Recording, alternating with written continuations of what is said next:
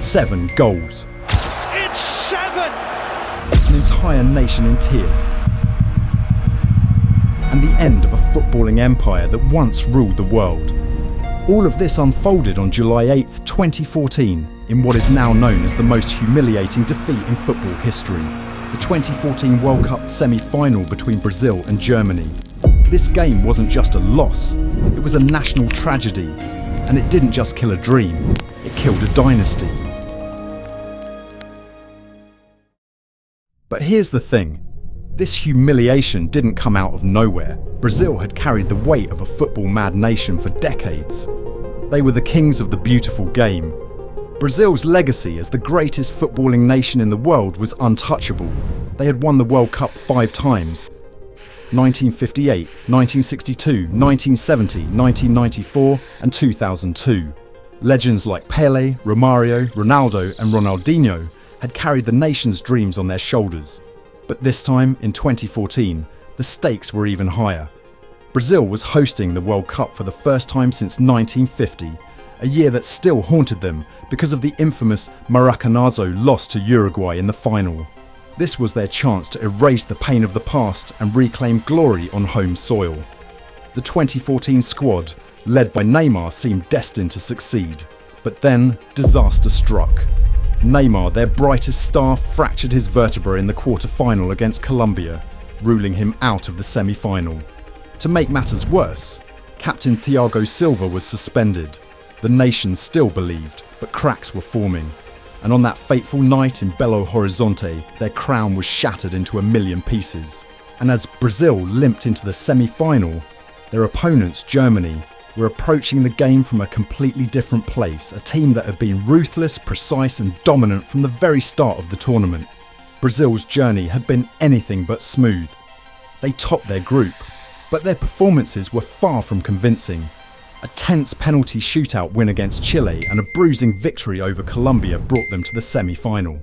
Germany, on the other hand, were a machine. They crushed Portugal 4-0, survived a thrilling draw against Ghana, and edged past the USA to win their group. In the knockouts, they outlasted Algeria in extra time and silenced France with a clinical 1-0 win. The stage was set. The atmosphere in Estadio Mineral was electric. Over 70,000 fans packed the stadium, waving their green and yellow flags, chanting for the Seleção. But no one could have predicted what was about to unfold. When the match kicked off, Brazil came out like a team possessed. They pressed high, pushed forward, and pinned Germany in their own half. In the first minute, Fernandinho's relentless effort won a corner, setting the tone for what the fans hoped would be a magical night. Just 2 minutes later, Marcelo found a pocket of space on the left flank, cut inside, and fired a low shot from outside the box which went just wide of the post. For those first few minutes, Germany seemed rattled, unable to break out of their defensive shape. And then it happened. In the 11th minute, Germany won a corner. Toni Kroos floated the ball into the box and there, completely unmarked, was Thomas Müller. He had time, space and the composure to volley the ball past Julio Cesar. And Germany lead Müller! Thomas Müller from the corner puts Germany in front! 1-0 Germany. The Brazilian crowd fell silent for the first time that night. This wasn't supposed to happen. But as shocking as that goal was, no one could have imagined what was coming next. The Brazilian crowd tried to rally their team after Müller's early goal. The chants got louder, the flags waved harder, and for a brief moment, there was hope. This is Brazil, they will come back. But that hope didn't last long. In the 23rd minute, Germany struck again. It was a quick passing move that sliced through Brazil's midfield. Miroslav Klose received the ball in the box, took a shot that was saved, but reacted quickest to bury the rebound. Müller, Klose, brilliant save, Klose scores! Historic goal! Germany 2, Brazil 0! 2-0. And with this goal, Klose made history. It was his 16th World Cup goal, making him the all-time leading scorer in World Cup history, surpassing Brazil's own legend Ronaldo. For the Brazilian fans, the heartbreak was doubled. It wasn't just a goal, it was a record broken at their expense. Fans in the stands began looking at each other in disbelief. But Germany wasn't done. Barely a minute later, in the 24th minute, Brazil's defence collapsed entirely. Toni Kroos pounced on a loose ball outside the box and smashed it into the net to make it 3. Muller through, Muller could be embarrassing, it's 3! Toni Kroos! The Brazilian players were shell-shocked. But before they could even regroup, in the 26th minute, disaster struck again. A catastrophic mistake in midfield left Brazil completely exposed. Kroos and Sami Khedira exchanged passes like it was a training drill, slicing through the defence with ease. Kroos, calm as ever, tapped the ball into the net for his second goal of the game. It's turned square closer, it's 4-0 to Germany! The Estadio Mineral, packed with over 70,000 fans, was now a theatre of despair. People were crying, heads were in their hands, and some began leaving their seats. But the nightmare wasn't over. Just 3 minutes later, in the 29th minute, Sami Khedira added Germany's 5th goal. Khedira, 5-0! 5-0! It was too easy. Germany passed their way through a helpless Brazilian defence, and Khedira calmly finished. In just 30 minutes, Germany had destroyed Brazil's World Cup dream. The chants, the cheers, the pride, it all disappeared, replaced by stunned silence and tears. The players on the pitch looked broken, standing still as Germany celebrated their complete domination. The first half wasn't even over, but the empire Brazil had built over decades was already in ruins. As the whistle blew for halftime, the scoreline read Germany 5, Brazil 0. The Brazilian players walked off the pitch with their heads down, their faces marked with disbelief and despair. But what the world didn't know was that Germany made a conscious decision at this point, not to push harder, but to ease off. German centre-back Mats Hummels later revealed that the team discussed how to approach the second half with respect. "We just made it clear that we had to stay focused and not try to humiliate them," Hummels said. "We said we had to stay serious and concentrate at half-time. It was important we played our game for 90 minutes. The second half began, and there was more pain incoming for the Brazilians. 69th minute.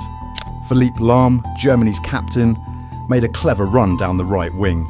He cut the ball back into the box, where Andre Schürrle, fresh off the bench, was waiting. With a simple tap-in, Schürrle made it 6-0. For 6, and Andre Schürrle. By now, the stadium was almost silent, except for the small group of German fans celebrating in the corner. For Brazil, this goal marked something painful. They had just equalled their biggest ever defeat. Andre Schürrle struck again in the 79th minute, and this time, it was a moment of brilliance. Mesut Ozil found him with a precise pass on the left. From a tight angle, he unleashed a powerful shot that rattled the inside of the post and went in. It's 7! 7-0 Germany. This goal made history. Brazil had now suffered their worst defeat ever, and there were still minutes left to play. The German players celebrated quietly, fully aware of the devastation they had caused. In the 90th minute, Brazil finally found the back of the net. But the damage had already been done. The scoreboard read 7-1, but there was no cheer, no celebration. Even the goal scorer, Oscar, looked dejected as he jogged back to the centre circle. When the referee blew the final whistle, the nightmare was finally over. For a team that hadn't lost a competitive home game since 1975 with 62 match unbeaten, this loss was just catastrophic. The Brazilian players fell to the ground, some staring blankly, others breaking into tears. David Luiz, who had been tasked with leading the team in Thiago Silva's absence, apologised to the nation in his post-match interview. Desculpa a todo mundo, desculpa a todos os brasileiros. Só queria ver meu povo sorrindo. "I just wanted to bring happiness to my people," he sobbed. The fans in the stands were devastated. Many had left early, unable to watch the full 90 minutes. Those who stayed either cried or sat in stunned silence, struggling to process what they had just witnessed. Germany's performance in this match didn't just secure their place in the final, it rewrote history in ways no one would have imagined. 7-1, the largest margin of victory ever in a World Cup semi-final. No team had been dismantled like this at this stage. For Brazil, it wasn't just a defeat. It became their worst loss in history, surpassing a 6-0 defeat from 1920.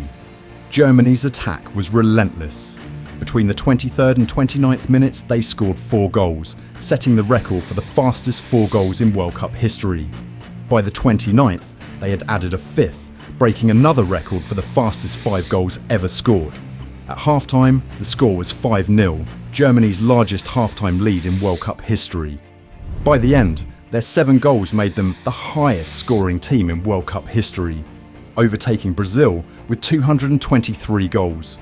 For Brazil, the records were devastating. This was the most goals ever conceded by a host nation in a World Cup and marked the end of their 62-match unbeaten streak at home, a run that had lasted nearly 40 years. The 7-1 wasn't just a loss, it was a national tragedy for Brazil. On their own soil, in front of their own fans, they had suffered their worst defeat ever. For a team with 5 World Cup titles and decades of dominance, it was the death of a dynasty,